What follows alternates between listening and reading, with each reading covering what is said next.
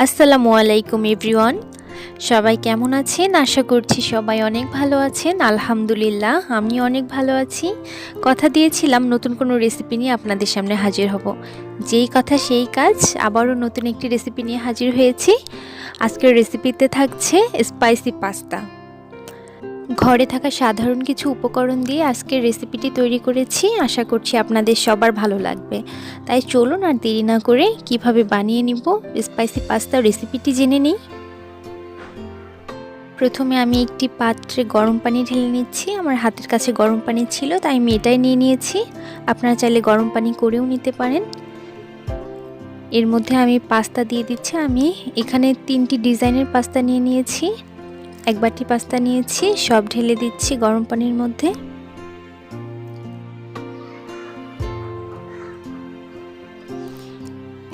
একটু নেড়ে চেড়ে আমি গাজর কিউব করে কেটে নিয়েছি, এটাও দিয়ে দিচ্ছি সেদ্ধ হওয়ার জন্য। একই পাত্রে দিয়ে দিচ্ছি, এতে করে দুইটা একসাথেই সেদ্ধ হয়ে যাবে।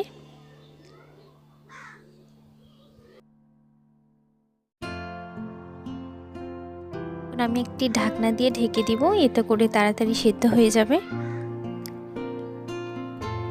এরই ফাঁকে আমি ঢাকনা সরিয়ে একটু লবণ দিয়ে দিচ্ছি।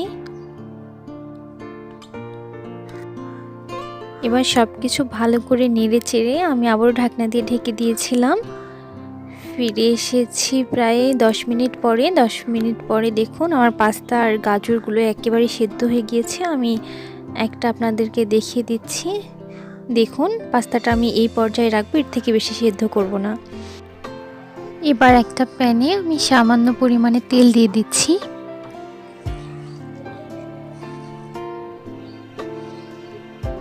আমি একটা ডিম ফেটিয়ে নিয়েছিলাম, সেই ডিমটা আমি এর মধ্যে ছেড়ে দিচ্ছি।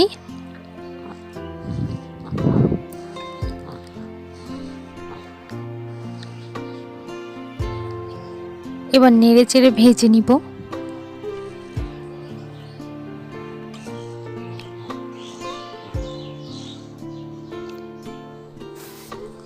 ব্যাস হয়ে গিয়েছে। এই পর্যায়ে আমি ডিমটা নামিয়ে ফেলবো।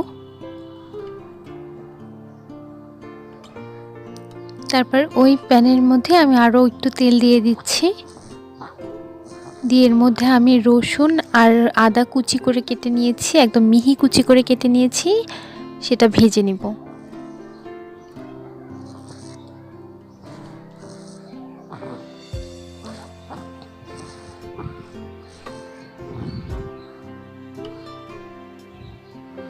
ভাজা হয়ে গেলে আমি কিউব করে পেঁয়াজ কেটে নিয়েছি, বড় সাইজের একটা পেঁয়াজ নিয়ে নিয়েছি, সেই পেঁয়াজটা ভেজে নিব।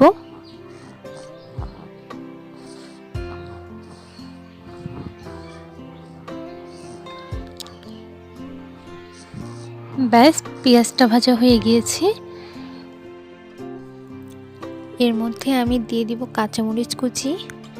কাঁচামরিচের পরিমাণটা আমি একটু বাড়িয়ে দিয়েছি, যেহেতু স্পাইসি পাস্তা তাই ঝালটা একটু বেশি হবে। তবে আপনারা ঝাল কম খেতে চাইলে মরিচের পরিমাণটা একটু কমিয়ে দিবেন।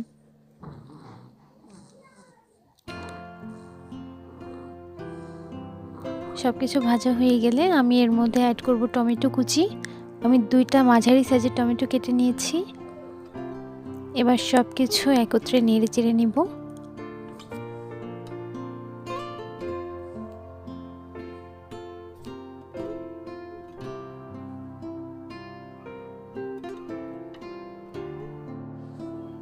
এতে আমি দিয়ে দিচ্ছি সামান্য পরিমাণ লবণ, এতে করে টমেটোটা তাড়াতাড়ি সেদ্ধ হয়ে যাবে। আবারও সব কিছু ভালো করে নেড়ে চেড়ে নিচ্ছি।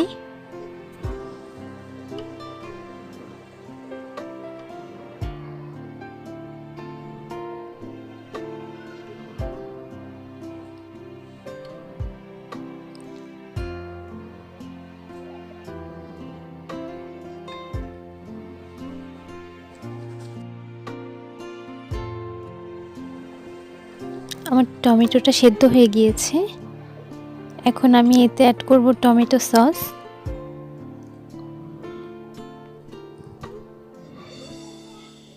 আমি এখানে প্রাণ টমেটো সসটা নিয়েছি।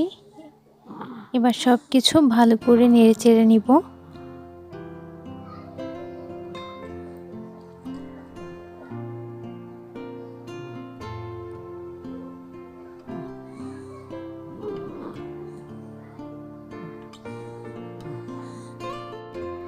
আমি এর মধ্যে আমার সেই ভেজে রাখা ডিমটা দিয়ে দিয়েছি। এবার আবারও সব কিছু ভালো করে নেড়ে চেড়ে নিচ্ছি।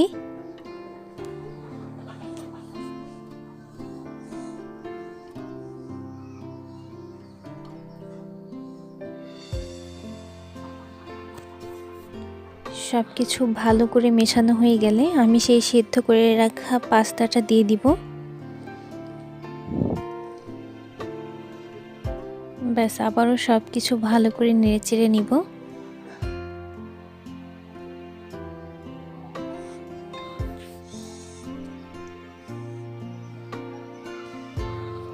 খুব ভালো করে সব কিছু মিশিয়ে নিচ্ছি।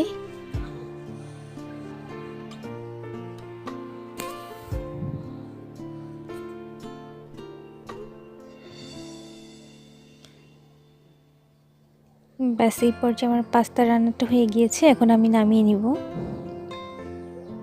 ব্যাস, পরিবেশন করে নিলাম স্পাইসি পাস্তা। আশা করছি আজকের রেসিপিটি আপনাদের ভালো লেগেছে। রেসিপিটি ভালো লাগলে প্লিজ আমার চ্যানেলটি সাবস্ক্রাইব করবেন, ভিডিওটিতে একটা লাইক দিবেন এবং কমেন্ট করে জানাবেন রেসিপিটি আপনাদের কেমন লাগলো। ইনশাল্লাহ পরবর্তীতে আবারও নতুন কোনো ভিডিওতে দেখা হবে। সেই পর্যন্ত আপনারা সবাই ভালো থাকবেন, সুস্থ থাকবেন, আমার জন্য দোয়া করবেন। আল্লাহ হাফিজ।